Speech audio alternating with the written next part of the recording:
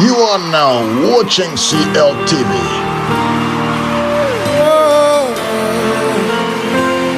Please like, share, and subscribe.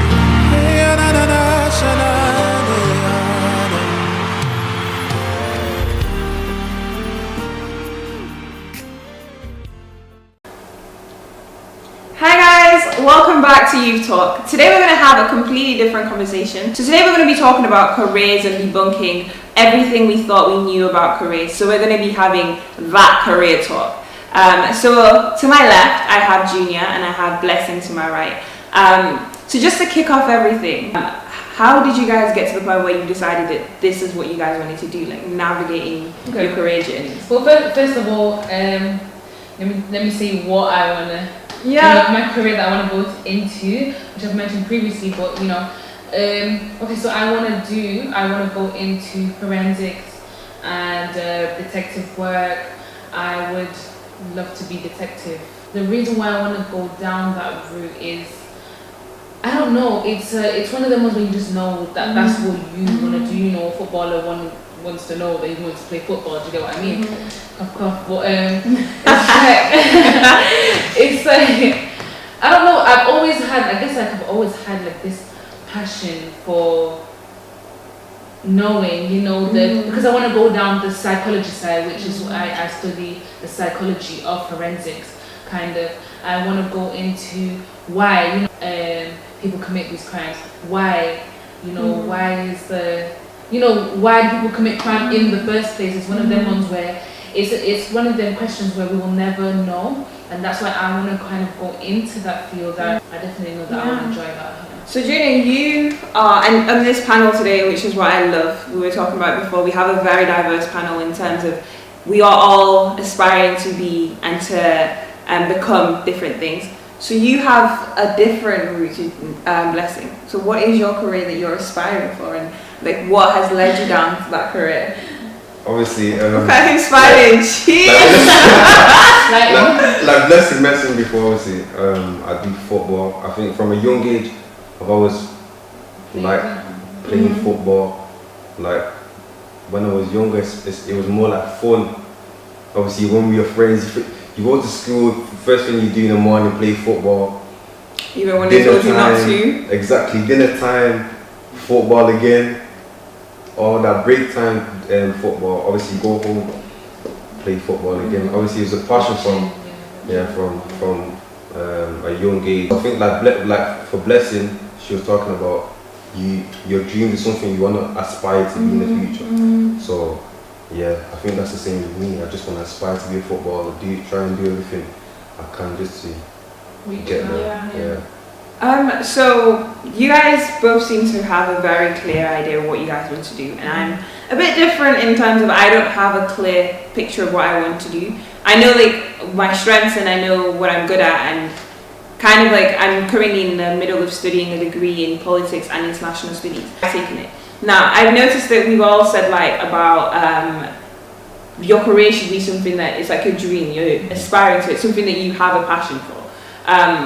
And I know that we've all covered kind of different things. So some of us have gone down like school, and some of us have gone down like other avenues, but we've arrived at essentially the same point that this is what we want to do. How did you find having that communication with your parents where you said to them, this is what I want to do, and like this is a career that I'm considering? And considering especially you, Blessing, when you said like the career that you're aspiring for, that's something that I don't think a lot of people know of. And especially in our community, I don't think I know of anyone who's actually trying to study that. Yeah, so I don't know, it's very rare to find, first of all, a female that wants to go into a black female.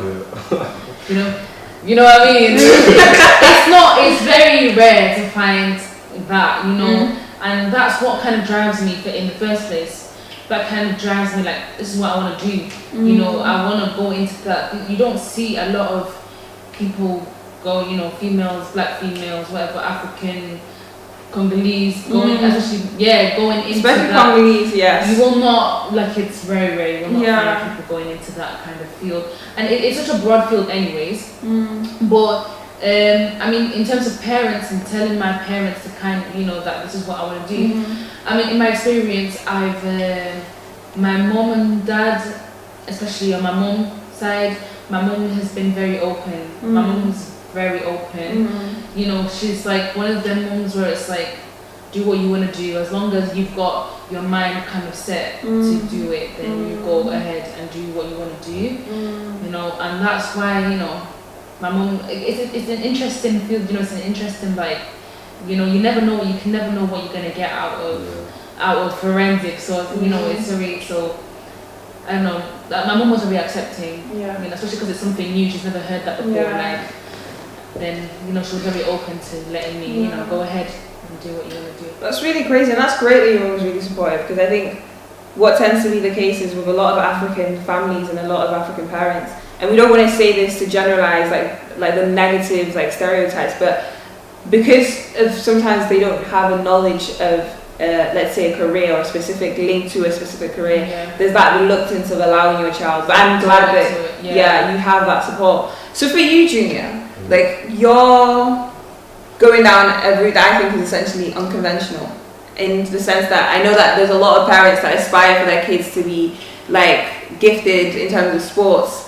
having good sports ability, but the support where it comes like in terms of supporting their child in actually developing that ability is where I think there's always a problem, you know, because there's a lot of people who want footballers as sons but don't really tend to do, sons and daughters, sorry, but don't tend to do what it takes to support that child in that like aspect. Do you feel like you were supported when you decided that you wasn't going to go to like a conventional side and you was going to actually follow that as a passion? Alright, please speak freely. Yeah, I think like my dad's always been supportive of me.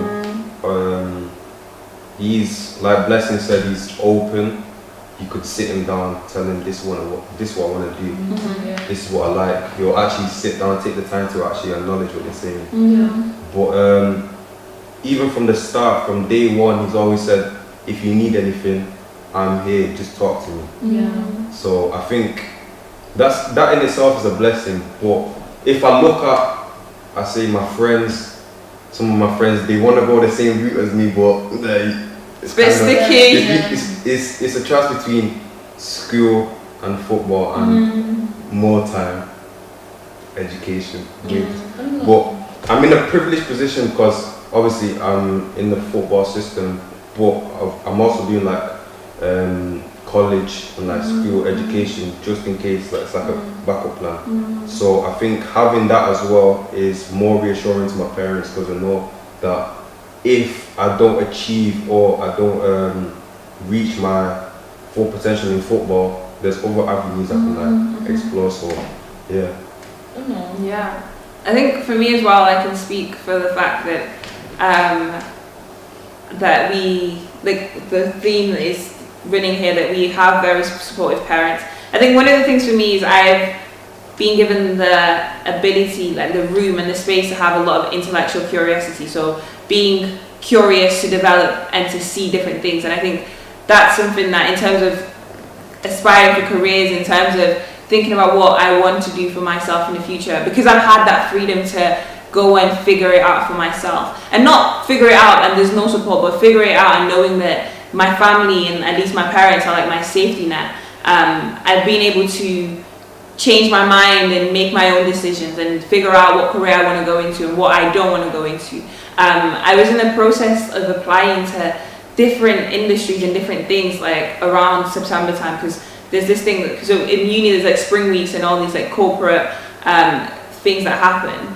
And for me, one of the things I really liked in terms of just allowing me, because I haven't had the conversation yet, and I don't know if you guys have, because I know you guys have said to me like you already know what you want to do, but I haven't had the conversation yet where my parents have asked me, what are you going to do when uni finishes, or like what's next, do you get what I mean? And I think that's kind of like something that, in speaking to my friends about, that's a topic that a lot of people, a lot of students, a lot of young people our age find like it gives a lot of anxiety. It brings about a lot of anxiety, because it's like people asking you, okay, cool, now you're studying this, like what is next? And especially like with COVID and like Brexit and like the job market looking as like how it looks right now, that is something that's very, very like, do you guys feel like you felt that pressure of like what's next? And if it's not from parents, because I know that you guys have said your parents have been supportive. Do you feel like you felt like pressure to do a certain type of thing or to go down a certain career industry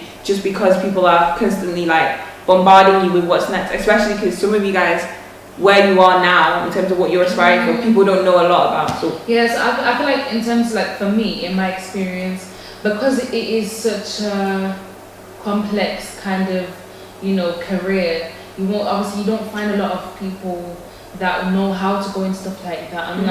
Or you don't see a lot of people that look like me, let's say, in that career. I feel like that is a big pressure, especially on me. Because obviously it's like, I know what I want to do. Let me think about how I'm going to say this.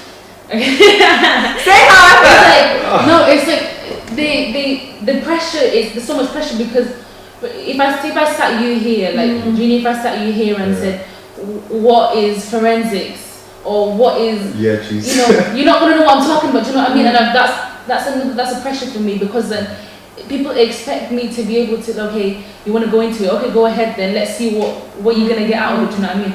I feel like there's a lot for me, anyways. There's a lot of pressure on me because it's not something that people know about. It's not something that people see people doing or on a daily basis. You know, we see doctors and nurses here and there. There's constant, I graduated as this and that.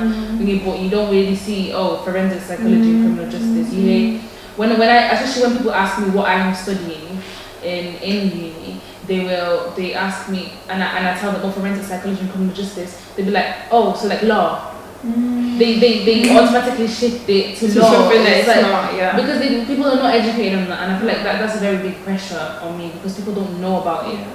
And that's basically it. Yeah. Do you feel like there's any types of pressures where you felt like people are like, okay, what's next, kind of rushing you to the next stage? For me, I think the pressure is kind of different. In what way? It's a different type of pressure. Different kind of like. From, I'll say there's age groups, obviously there's you can go from under 9s, under 10s, under but it goes from I'll say under 10s and then under 12s, you're trying to get into, obviously get your scholarship. People asking you, what are you going to do if you don't get a scholarship? And then I feel like there's a constant pressure. It's just constant, but it's like a different type. Obviously, you did well for yourself, you get a scholarship, and then you go, say under 18s, because that's the age, and then they'll ask you, when are you going to get in the under 21s? Then after that, do you see yourself being a first team player? Like, it's a different kind of pressure to what Blessing, like, because obviously it's different things, isn't it? It's different kind of work. Yes, the pressure's there, but I think if you just focus on what you're doing and just ignore everything else, I feel like for junior, in terms of junior, I feel like there was a lot of pressure. He said a lot. I feel like there's a lot of pressure because football is something that we see all the time. Yes. It's something that is like, football, people say this a lot, and I feel like I say this a lot as well. Football is, you've got it or you've not. It's like, you can't just, I played up to here and then stop. No, it's either you play, got it, or you don't. Or you don't. And I feel like that is a big pressure on footballers. You either get onto the team and you make it and you're a footballer, or you get dropped. You know what I mean? I feel like that is a big pressure on football. And I think the other thing is, obviously, if you get to the top flight of football, saying obviously Premier League, Championship, you're always being compared to other players. People. So the pressure is coming from, obviously, they do your stats. So that's how many goals have you got, if you're a striker, how many goals, over positions, how many assists, goalkeepers, how many clean sheets. You're always being compared. Like, the example I can give is Ronaldo. The example I can give is Ronaldo and Messi. They're both good players, but they're just constantly being compared. They're different players in style. Like, Messi's more of a playmaker. Ronaldo's more, he wants to score, he wants to do everything like to benefit obviously the team, but he wants that individual glory. Yeah, you get me. So. Do you know what the theme that's been running like just then, like the idea of comparison? Yeah. Do you ever feel like because of the things that you've picked or the route that you're going down in terms of your career, you feel like people are comparing you, that people are whether or not it's like, have you felt in terms of like starting from home, like have you felt like your parents compare you to your siblings, or like outside your house you feel like people in the community, like aunties and uncles, you know that aunties and uncles are constantly like, this one I'm raising. Yeah, it's always going to be that. I feel like, for me, in my own experience, I've not really experienced that kind of, or be like this person, be like that person, but I have seen it 100%. I have seen it definitely. I feel like that is a big issue. If I could say, that is an issue in households, in black especially, because I don't know what it is with this mentality, let's say, that parents, aunties and uncles, our Yes. beloved aunties and uncles. What would we do without you lot, huh? What would we do with that, honestly? Like, there's this constant comparison. Like, you see this one, you see Junior is a football coach. Do you know what I mean? And it's, oh yeah, definitely. I don't know. That is a big issue. I feel like parents don't understand. If I'm just talking from what I see, parents don't understand. I feel like they kind of miss that kind of. Like, they don't understand what that does to people. Do you know what I mean? What that actually really. If you're comparing me to somebody else, then it's gonna throw me off my path. Do you know what I mean? It's gonna throw me. And I feel like 100%. I feel like that is a big issue. Yeah, I feel like even just touching upon what you said about throwing you off like track just because of the constant comparison. Yeah. I think, and I know we keep saying in African communities and stuff like that, but I think if we bring it down to at least my knowledge of what happens within the Congolese community, I think we all really we see like career paths such as law, like being a lawyer, being a doctor, being an engineer, being all these amazing things, and they are amazing careers. We see them as they're the only careers that somebody can have. Like, we never look at what a person's like what your skills are, what your qualities are, whether or not you're more likely to be successful in creative stream, or whether you should go down a corporate stream, whether you should be somebody who works in the government, whether you should work in charity or anything. There's never that holistic understanding of there are so many different careers. And in terms of comparison, I think the things that people try to push out the most, and there's it's almost like if you don't have this career, or if you're not aspiring to be this person, or if you're not aspiring to have this professional career at the end of everything, that you failed kind of thing. Yeah. And I think it's something that, like you said, there's a lot of mental pressure that places on someone, and there's a lot of side effects to consistently feeling I'm for instance, I know people who are I like studying, and I like what I study, and I like certain things. Do you get what I mean? And it's seeing people being pinned up against me, and knowing that we don't have the same strengths, we're not the same person, we don't have the same interests, and expecting that person to replicate me in their own life. I think that's very destructive. Yeah. Do you get what I mean? And it's very destructive, even when you said in terms of throwing somebody off of their path. Do you get what I mean? Everybody was created uniquely to do what they were created to do. And I think in our communities, when we do a lot of this comparison, it's saying to somebody, you're going to be the next this person, you're going to be the next, I don't know, Michael Jackson, you're going to be the next Messi, you're going to be the next Bill Gates. You don't allow them to just be who they are. Yeah. Do you get what I mean? And that kind of makes the whole process of finding out your career and stuff like that really, really long. But just scaling things back, actually, because I've just realized, I've asked you guys what you guys want to go into, but I've just realized now that, we're all at the age of, ranging between the ages of, 17 to, nearly 20. Do you not think it's a bit too soon for us to put a definitive answer on, this is what I want to do? Yeah. Do you think we should, leave it, or we should, okay, maybe I want to do this, or we should, what do you think? I don't know. I feel like it's always. There you go. I feel like it's always a maybe. It's always gonna be a maybe, because I might say now that I want to go into homicide. I want to go into that. But in 3 years, I might be like, no, this is not for me. Do you know what I mean? it's one of the ones where it's like it can always change. What was your point gonna be on that? I think. You forgot. He's forgotten. I was just, you go. No, not that. I think obviously touching back on like what you said. I think the comparison is always gonna happen in life. Obviously, humans we're always comparing things. Like I'll give you an example. For me, I was comparing whether to get this type of phone. I'm not gonna name it. This type of phone or this type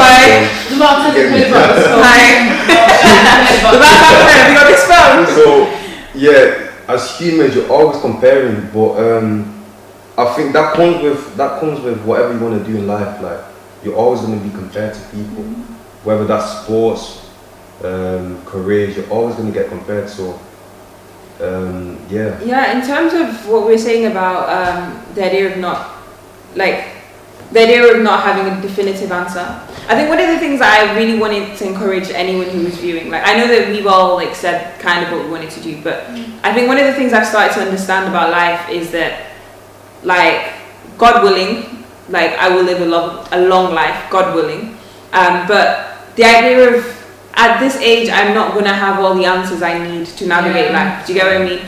All I know of myself is the last 19 years I've lived. Do you get what I mean? Currently, I'm interested in politics. I might wake up tomorrow and decide that, you know what, I'm really interested in biology and maybe I should have a look at that. And I think when we're talking about career, I think one of the things we really want to stress is the idea that it's okay not to know what you want to study at this point, or what you want your career to be at this point.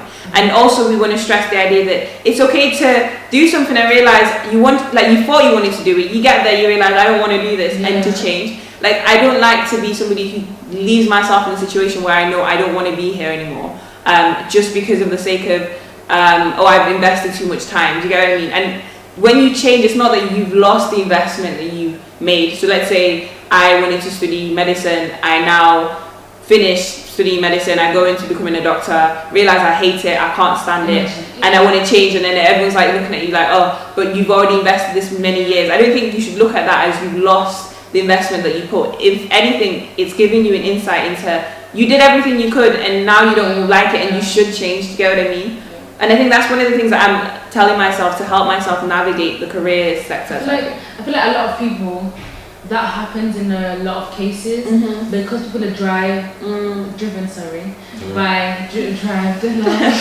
driven by money, careers, and the money that they'll make through going into that career. I feel like a lot of people don't feel like they don't know what they want to do because there's this like, especially let's say, bringing back to like home, because our parents want us to do so well, they want us to make money, you know what I mean? Like, and I feel like we're driven into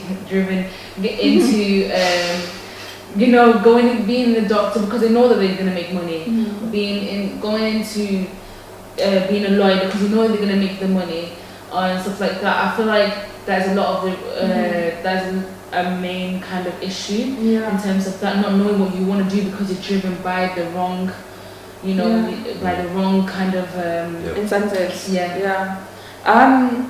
In terms of like, I just wanted to bring up another point that has been sitting on my mind a lot. I think representation matters so much. Representation is something that we need in our community so much. I think in the Congolese community, I don't know, and this is not to bash anybody, but I don't know of many experiences or many people who are doing certain things basically, or are in certain industries or in certain sectors, and sometimes it almost feels like you said, like you're the only person that you know that's doing what you're doing, and it kind of feels like you're walking a lonely path.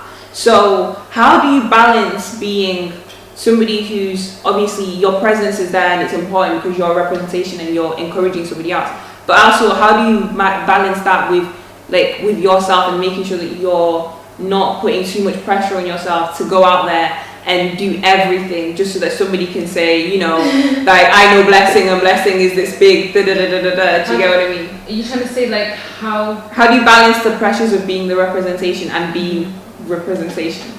and being Yeah, so how do you balance the pressures of being like, for you being the first person that you know to do that, okay, yeah. and also being like, so you're balancing the pressures of people don't know about what you're doing, so you have to go out there and kind of walk that path, and also like feeling like you're walking the path alone, because it'd be easier if you look around you and be like, oh, I know this person, she does the same thing as me, let me go and talk to her about this. Do you get what I mean? If I understand correct, I don't know. I feel like She doesn't get it. I do get it, relax. I'm so sorry, guys. Cut this out, please. Yes. I don't know, even me, I'm tired. Continue. Yeah, so like, if I understand what you mean, kind of, if I completely understood, in terms of, because there is not, like I said earlier, there's not a lot of people that go, that are going into that field that I want to, you know, if I was to like look at the list, let's say on like online lectures, if I look at the list of people that are in there, you will see mainly white. Then like if we're open, you will see mainly like white, because I feel like a lot of people are, you know, a lot of, if I say this correctly, again, like we said, that black people or black like females, they're not pushed into that, and like you said about that lonely kind of path, it's like me being, I want to be able to see kind of other people, you know, going into that, you know, and I want to, like you said, representation. I want to be able to represent and be like, it is okay to do something that is not the norm in society. You don't feel, yeah, I want to be a homicide detective. Yeah, that's my dream. Period. Period. But like, what's it called? I don't know. Being balancing it. I feel like I find it kind of okay. I feel like it's easy for me to balance it, because naturally, personally, I feel like I'm a naturally driven person in that area, anyways.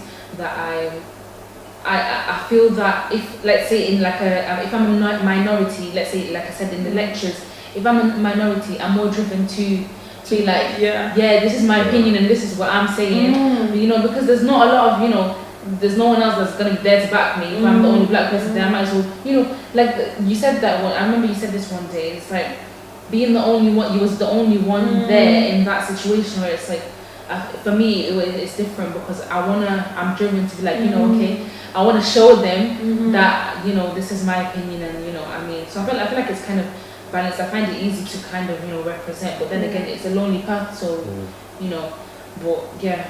What about you, Junior? How do you balance being the representation and actually walking the lonely path of, I'm the only person I know who comes from my background and is doing this?